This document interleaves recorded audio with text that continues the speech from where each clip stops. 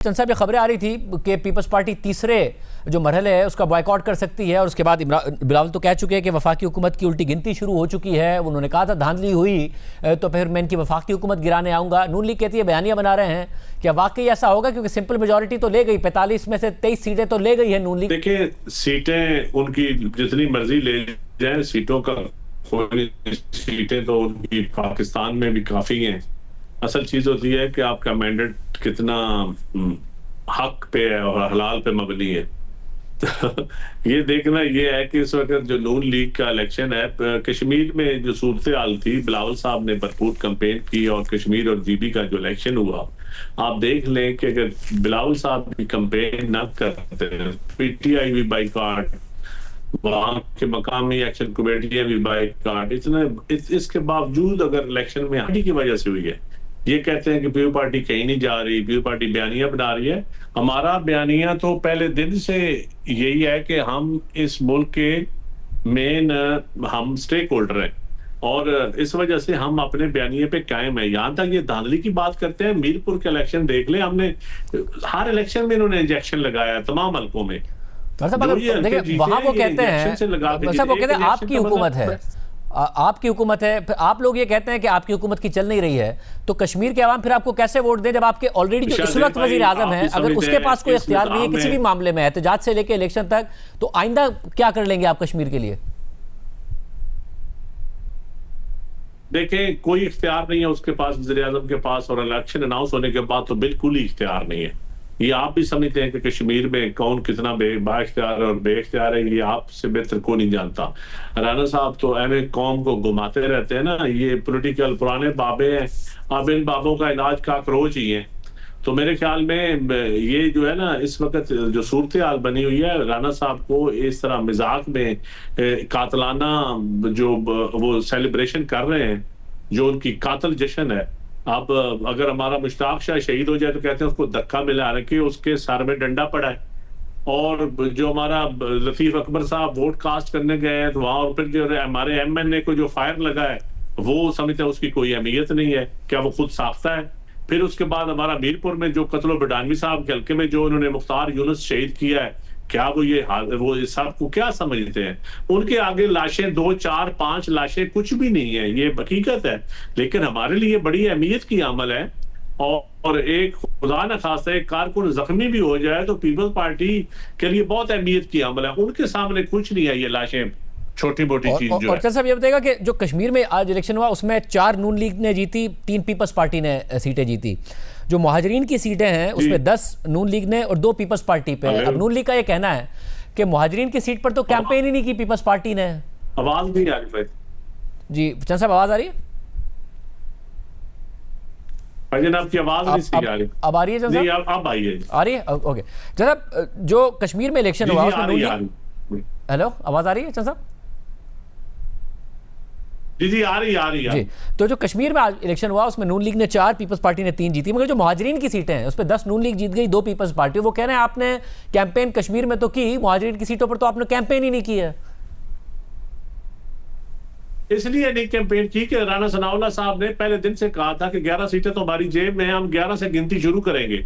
उन्होंने अपनी नीयत, अपना फैसला पहले सुना दिया था, वो रिकॉर्ड पे है वो फैसला, वो नीयत, और उस पर ही बिलावल साहब ने असेंबली में कहा था। उसी की वजह से कश्मीर में हालात खराब हुए, तो उस पे हम क्या कैंपेन करते? उन्होंने तो फैसला सुना दिया था। मगर जो ये जो आप कह रहे हैं कि इसलिए कैंपेन नहीं की, मगर जो 2016 में मुहाजिरीन की सीटों पर, क्योंकि मरकज में नून लीग की हुकूमत थी, तो कश्मीर में मुहाजिरीन की सीटें 9 इन्होंने जीत ली।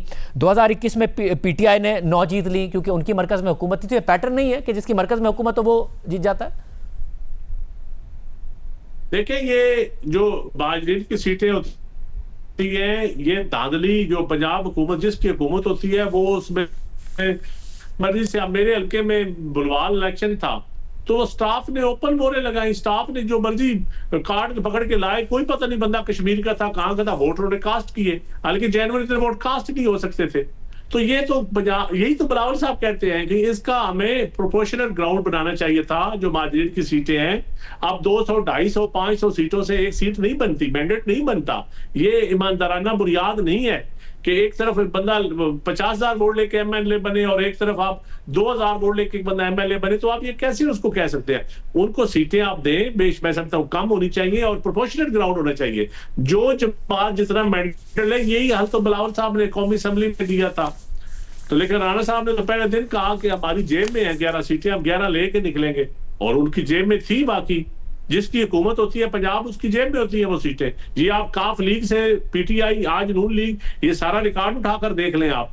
और मुझे अगर ये बताइएगा कि साहब, अगर हम पिछले इलेक्शन भी देखे हैं तो उसमें जब आप कहते हैं कि इनका मैंडेट चोरी का है, तो जाहिर है ये कहते हैं कि पीटीआई को जीतना था और नून लीग को जितवा दिया गया, मगर दूसरे नंबर पर तो पंजाब में नून लीग ही आ रही थी ना, पीपल्स पार्टी तो नहीं आ रही थी। तो इस दफा कश्मीर के इलेक्शन में पंजाब से आप जीत रहे होते, कैसे जीत रहे होते? या पाकिस्तान में तो दूसरे नंबर पे पाकिस्तान में तो पीपल पार्टी है। जहां तक पंजाब की बात है, यकीन माने अगर हकीकी मैंडेट होता ना, लोगों को फ्री एंड फेयर इलेक्शन होता, तो यहाँ भी दूसरे नंबर पे पीपल पार्टी होती। ये जो इलेक्शन जिस तरह मैनेज किया गया, कैंडिडेट्स को दाएं बाएं किया जाए, और आज भी किया जा रहा है, तो मैं समझता हूँ फ्री एंड फेयर इलेक्शन आप करवाएं ना। क्यों घबराते हैं?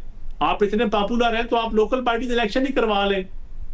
अगर आप इतने पॉपुलर हैं तो आप पंजाब में लोकल पार्टी इलेक्शन 2.5 सालों में क्यों नहीं? हमारे साथ एग्रीमेंट भी था, इनका हुकूमत बनाते वक्त पीपल्स पार्टी के साथ एग्रीमेंट था। ये आम नुक्ता है, ये आम नुक्ता है कि जो बल्दियाती इंतखाबात हैं वो तक कराने के लिए नून लीग क्यों तैयार नहीं है पंजाब में, ताकि आगे जो है वो गवर्नेंस के मामला बेहतर हो ना। आप लोग करेंगे क्या, बॉयकॉट करेंगे तीसरे मरहले का, और वाकई अब कोई कैंपेन करेंगे वफाकी हुकूमत के खिलाफ?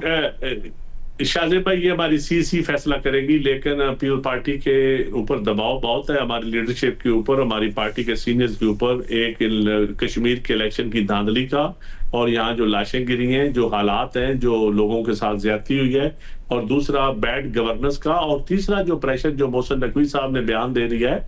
अब यकीनन बैठ के पार्टी को सर जोड़ के बैठना पड़ेगा, क्योंकि एक कैबिनेट मेंबर कह रहा है कि सिस्टम कोलैप्स कर गया है।